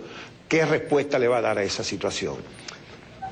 Yo asistí la semana pasada al resumen de la cumbre de CONEP y Adozona y firmé. Y la verdad que me satisfizo mucho ver las conclusiones de ese trabajo. Obviamente es para preocuparnos. Un país tiene que producir divisas para hacer las importaciones que requiere y exige la sociedad. Exportando 4.000 millones de dólares e importando 18.000 millones, vamos por mal camino. Gracias a Barrigol o a la compañía de oro y gracias a la decisión que tomamos nosotros cuando llegamos al Banco Central, cuando la mina estaba cerrada, ahí vamos a tener afortunadamente un buen empujón del oro dominicano, con una inversión de 3.500 millones de dólares. Gracias a eso, ahí va a haber una mejoría significativa en las exportaciones. nosotros ya en la parte inicial que yo hice, estaba esbozando en qué sectores debemos llegar. Recuerdo con nostalgia cuando trajimos nosotros en el 78 las compañías piñeras, una en el 78 y otra en el 81, la Grenada Company, la Chiquita y la Dol. Desafortunadamente por actitudes de gente irresponsable de este país, empujamos y se fueron del país. Esas compañías que se fueron del país están exportando de Costa Rica $600 millones de piña. Costa Rica exporta más piña que café. El café que le dio prestigio y fama a Costa Rica, ya se exporta más piña. Perdimos ese mercado, exportamos un poquito. Estamos ahora dando los primeros pasos, pero es una vía buena. Y una zona, la provincia de Ramón Alburquerque era una zona con posibilidades inconmensurables de exportar lo que está exportando Costa Rica, al igual que Bonao. Lo que pasó aquí en el país con los invernaderos fue vergonzoso. Yo acabo de ir a México, siempre he ido, tengo casi 15 años yendo, y fui ahora en mi último viaje, digo, en esta etapa. México está exportando $1.900 millones de frutas y vegetales, fundamentalmente vegetales. Se han tomado el mercado de los Estados Unidos y el mercado de Canadá y parte del mercado de Europa. Perdimos gran parte de ese mercado. Estamos exportando, qué sé yo, 100 millones. Decimos que es una maravilla ahora. Hay posibilidades, sin lugar a dudas, de llegar al mercado, de producir cemento y competir en las islas, y lo estamos haciendo, estamos abasteciendo a Haití, pero tenemos posibilidades. Yo estoy absolutamente convencido que la posibilidad de producir frutas en el país es una realidad. No solamente piña, sino todo tipo de fruta. Y yo confío que entendamos esa necesidad. El sector industrial está haciendo sus nuevas tecnologías, incluyendo la industria cárnica. Es vergonzoso lo que está pasando con la leche en el país. Estamos importando leche y nuestros campos se han abandonado a la industria de leche. Se fue, los obligamos a aquella época, pero tenía justificación en aquella época, era un problema político. Pero lo que no tiene justificación fue lo que pasó ahora, cuando comenzamos ahí en Bonao, y ya habían casi 8.000, 9.000 tareas y habían 1.000 empleados. Perdimos los empleados. El país tiene que buscar empleados, tiene que crear empleo. La zona franca parece hay un nuevo porvenir, hay unas posibilidades reales con el asunto del aumento de los costos en China. La República Dominicana tiene posibilidades, y lo han dicho ahí, de volver a retomar parte de ese mercado que perdimos. No solamente en la parte textil, sino en otras áreas importantes de las zonas francas. Usted se ha referido al sector agroindustrial y al agrícola, pero al sector de la industria, en sentido bueno, la industria tenemos que resolver algunos problemas. Unos problemas que tenemos que resolver en la caso de la industria es el problema de la energía eléctrica. Hemos hablado mucho, pero que hasta ahora esa extraordinaria posibilidad se ha caído. Y yo no quiero tratar el caso de la caña, porque es vergonzoso tratarlo. Pero ya ha comenzado un nuevo despertar con la industria de ron. El ron ha comenzado a tomar mercados internacionales y hay que sembrar caña, porque para tener ron hay que sembrar caña. Pero uno de los problemas que tiene el sector industrial es, primero, la disponibilidad de financiamiento, y segundo, el caso del costo de la electricidad. Hay que ver qué vamos a hacer con eso. Roberto Cavada, de Telesistema Canal 11. Sí, ingeniero, el presidente Fernández ha hablado que ha logrado de cierta manera en sus periodos el Nueva York chiquito en República Dominicana. Es su sueño, fue su formación. ¿Usted qué piensa lograr, definiéndolo quizás en una frase, en la República Dominicana? El Gurabo Grande. Eso es un mito. Ese Nueva York chiquito no salió caro a nosotros con ese metro y con algunas cosas más. Íbamos a fabricar computadoras. ¿Cómo usted va a fabricar computadoras? Usted no tiene matemáticos en el país. Usted tiene que preparar en matemáticas y en ciencias. Uchi sabe de eso porque tiene un hijo científico y tenemos sobrinos que son matemáticos, pero tenemos que preparar nuestras escuelas en matemáticas y en ciencias. Sin matemáticos y ciencias, ¿qué computadora tú vas a tener? Eso son ilusiones. O sea que a un Nueva York chiquito, usted prefiere un Gurabo grande. Claro. Ana Mitila Lora, Teletillas. Sí, volviendo al tema de la electricidad que usted mencionó, ese factor tan importante para el desarrollo del país. Se capitalizó la antigua corporación de electricidad, pero resulta que ahora, años después de haber vivido ese proceso, en subsidios a la electricidad se está gastando más que antes. ¿Cuál es su visión? ¿Qué es lo que se va a hacer? ¿Qué usted haría específicamente con la electricidad en este país? Ese proceso neoliberador, o de neoliberación de Leonel, del SEA y de la Corporación de Electricidad, nos salió caro.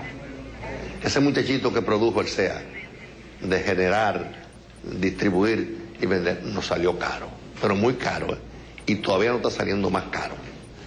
Este gobierno tiene 8 años hablando de, y no ha producido el primer megavatio, excepto el que acaba de instalar Vicini en Juancho, Oviedo, Pedernales, lo único que hay.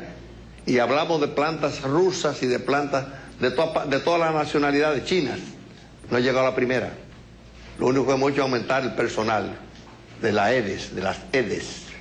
Entonces hay que aumentar la producción de energía, obligatoriamente.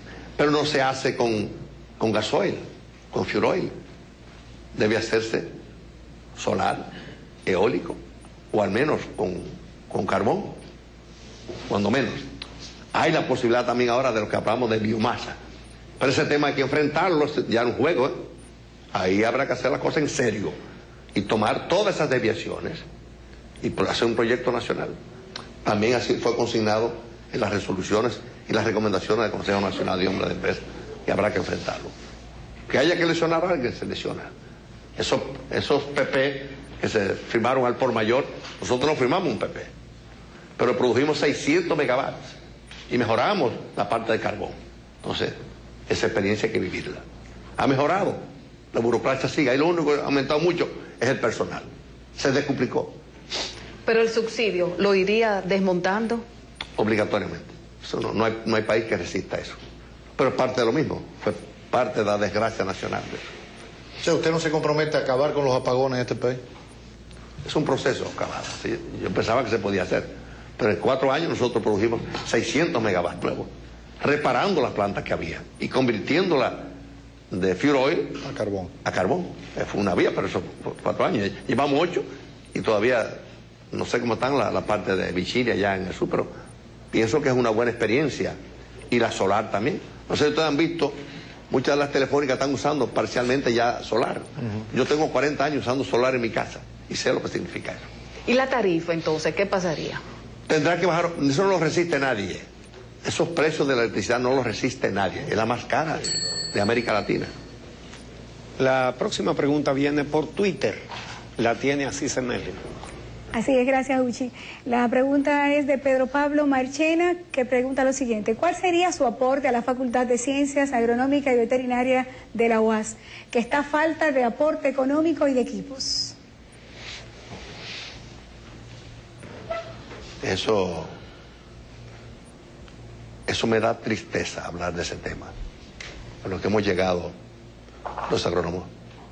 Cuando yo fui a Nueva York, me encontré que había más de 1000 dominicanos, más de 1000 agrónomos exiliados en Nueva York. Después comprobé que había 1900 técnicos que lo habían votado.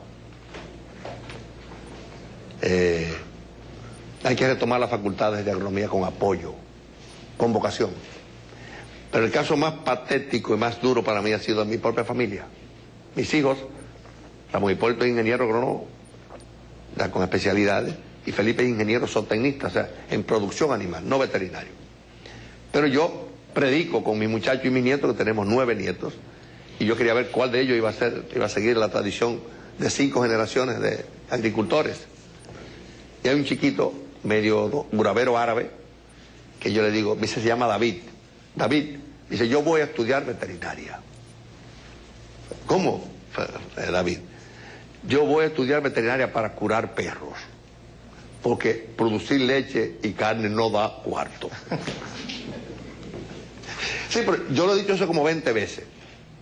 Eso y es respuesta a ello. ¿Qué la gente ve? Nuestros hijos y nuestros nietos.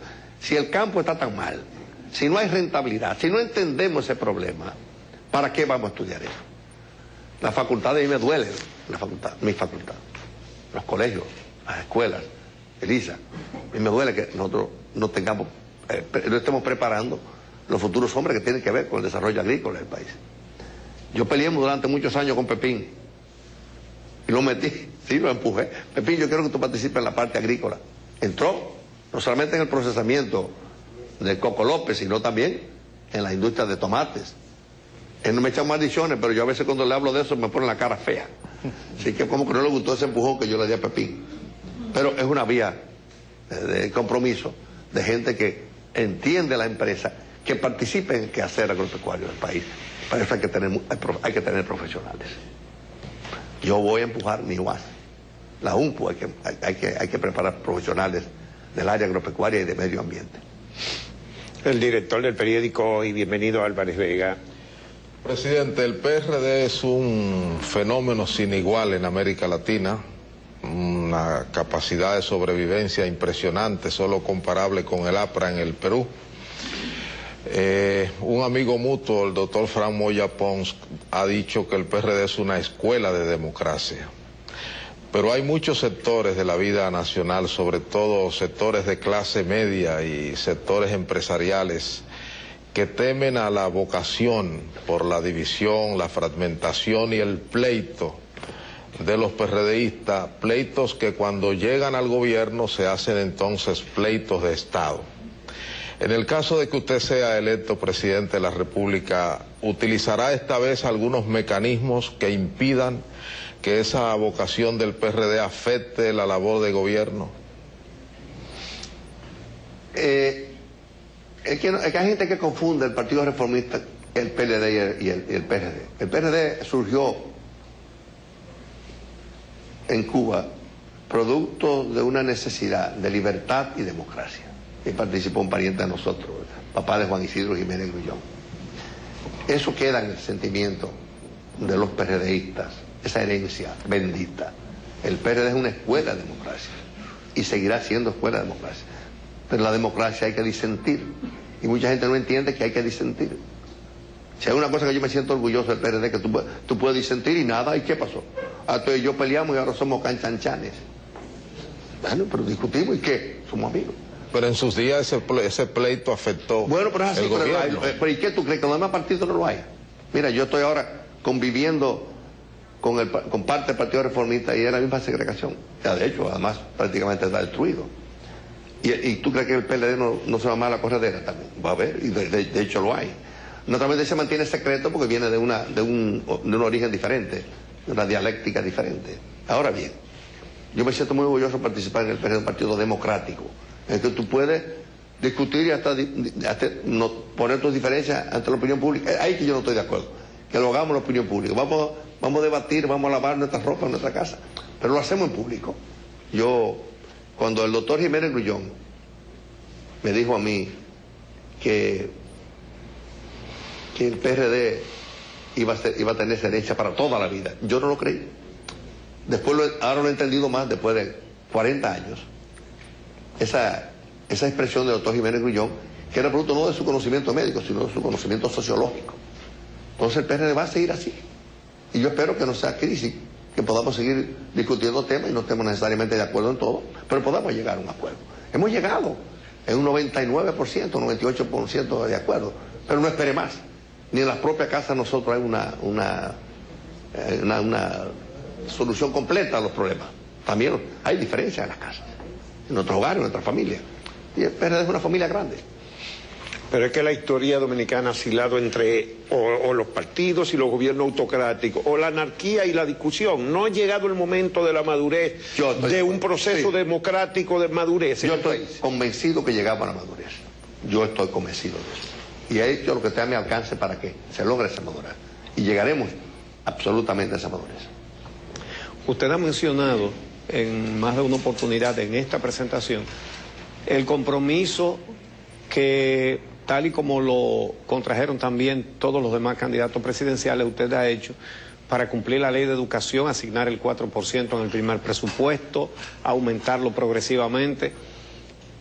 Pero algunos de los sectores que están luchando por el cumplimiento de la ley de educación expresan preocupación por el hecho de que hay cierta confusión de quienes consideran que el 4% es para toda la educación, cuando la ley establece muy claramente que es para la educación preuniversitaria.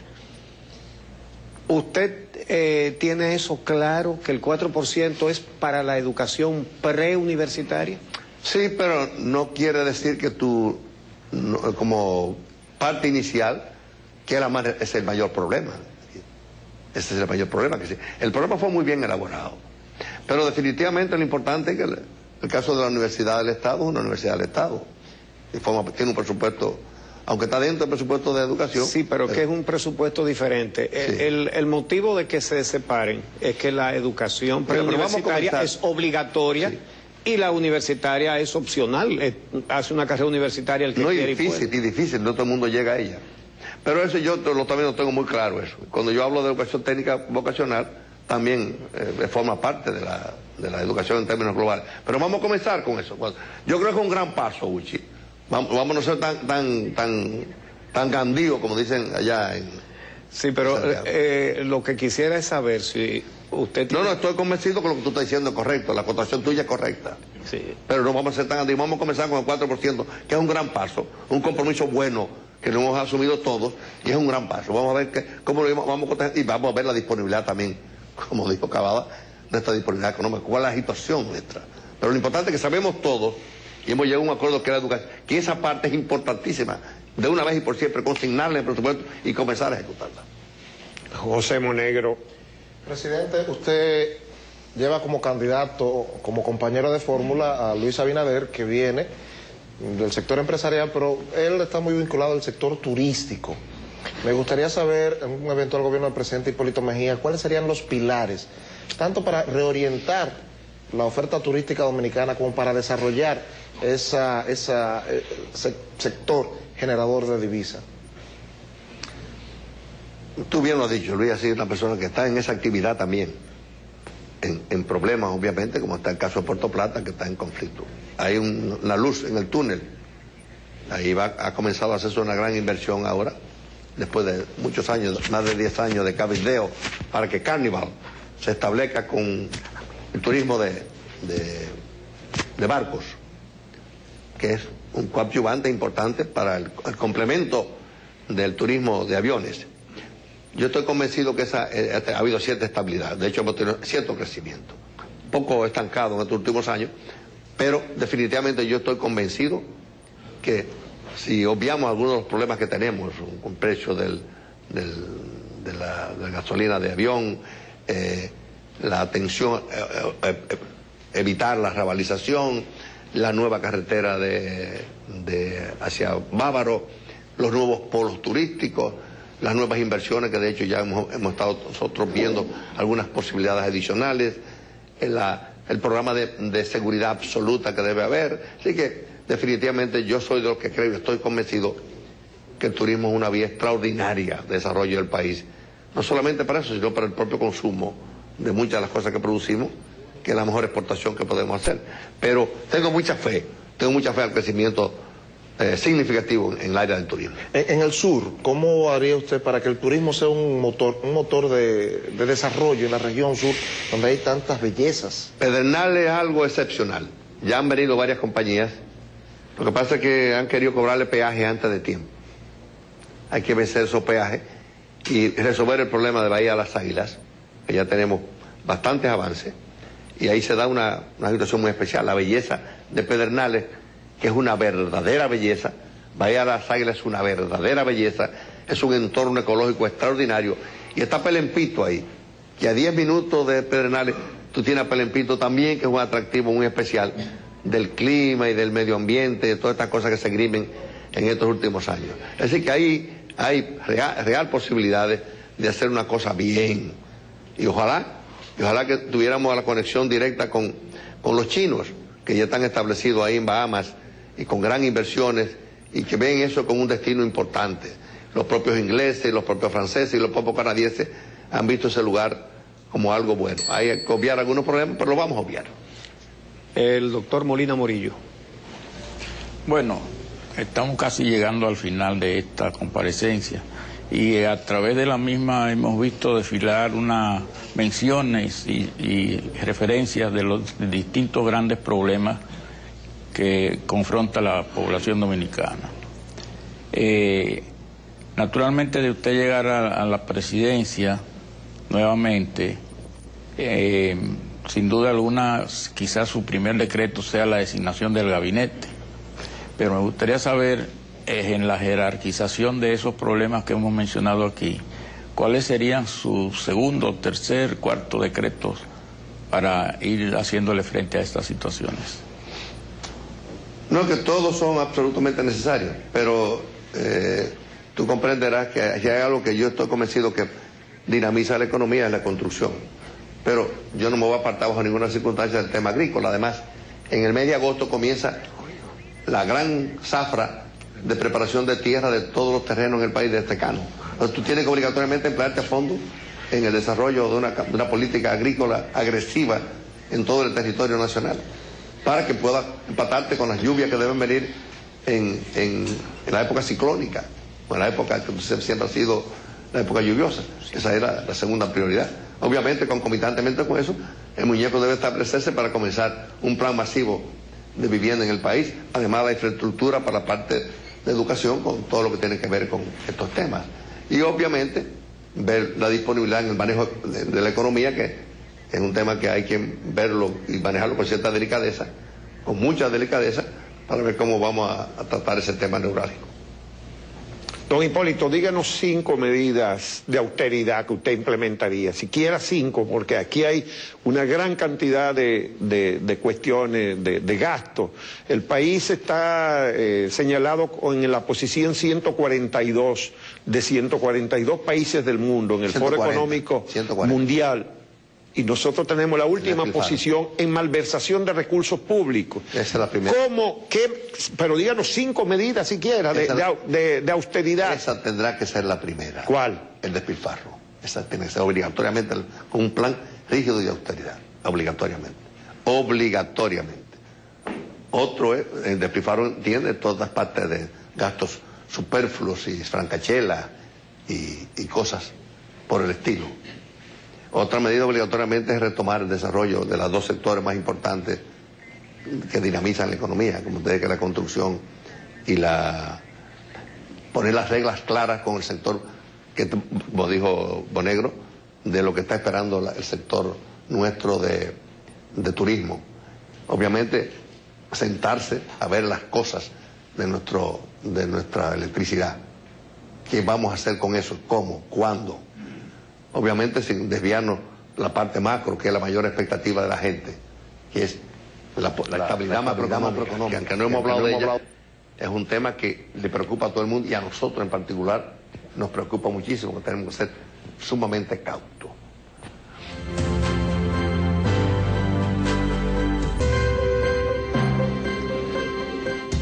Bueno, ya concluyendo esta última entrega de las propuestas de los candidatos, vamos a escuchar la pregunta de Bienvenido Álvarez Vega.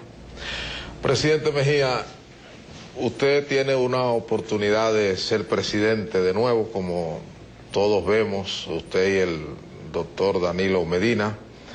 Usted tiene ya 70 años de edad y aunque no somos Dios, a lo mejor no tiene otra oportunidad de recorrer un camino así, tener una opción.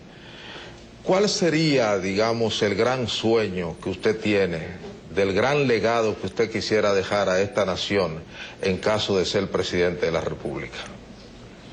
Que usted puede llegar a la presidencia una vez, 2 y 3 veces y salir airoso de la maldita corrupción que tanto daño ha hecho a este país y a toda la sociedad dominicana.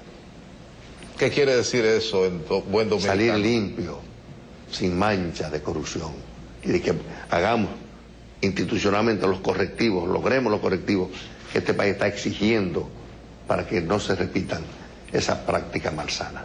¿Eso lo tiene como su gran meta? Eso es mi gran meta.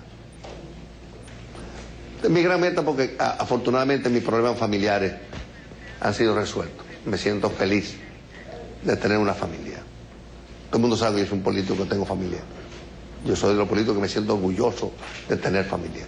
Mi familia afortunadamente ya están graduados, ya nietos entran a la universidad, están bien formados. Así que yo tengo ya ese avance, esa satisfacción y esa tranquilidad.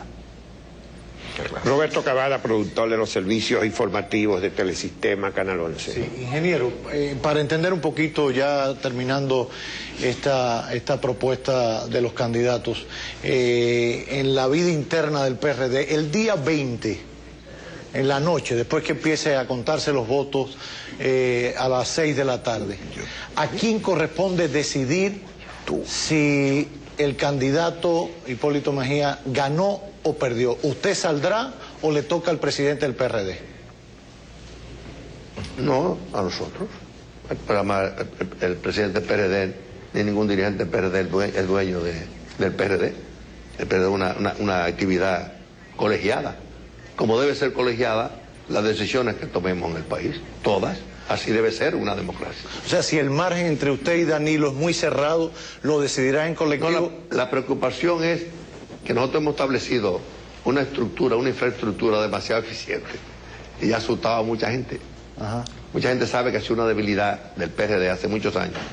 Tener la logística, la infraestructura tecnológica, y la tenemos muy bien. Yo lo voy a invitar a ustedes o a ustedes para que la vean y sepan que estamos preparados para saber lo primero que la Junta. Y si yo gané, gané. Y si perdí, perdí. Pero si yo gano, gano. Métase en la cabeza eso. Bueno, al concluir... ¿Usted quiere más categórico que eso? No, está bien. A mí me preocupaba por si el presidente del PRD, si había una estrecha diferencia entre usted y Danilo, no optaba por ir a una segunda vuelta o no luchar... ¿Usted ha hablado con él de eso? Es que él no aparece para preguntarle. Bueno, está bien. Okay. Bueno,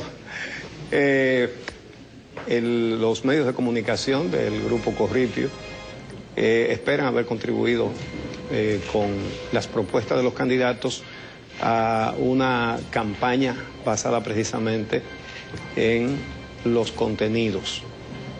Le damos las gracias. Bueno, estos programas se vienen haciendo desde 1996 por iniciativa de Juan Bolívar. Y queremos darle las gracias a todos los panelistas en el día de hoy. El director de hoy, bienvenido Álvarez Vega, el director del Nacional, Radamés Gómez Pepín, el director del matutino El Día, Rafael Molina Morillo, Ana Mitila Lora, comentarista de 1+1 de Teleantillas, Roberto Cavada, de los servicios informativos de Telesistema Canal 11, y José Monegro, comentarista de Cuentas Claras de la Nota Diferente. Y gracias, por supuesto, al candidato del PRD y partidos aliados, Hipólito Mejía. Muchas gracias también a todos los que, desde el punto de vista administrativo, técnico, han colaborado para que esta serie de programas, las propuestas de los candidatos, pudiera ser una realidad a lo largo de estas últimas 2 semanas. Queremos agradecer particularmente la compañía de don Pepín Corripio, de Manuel y José Alfredo Corripio, del personal técnico, administrativo, gerencial de la Corporación de Medios de Comunicación del Grupo Corripio. A todas y todos ustedes por la atención que han puesto a estos programas, muchísimas gracias.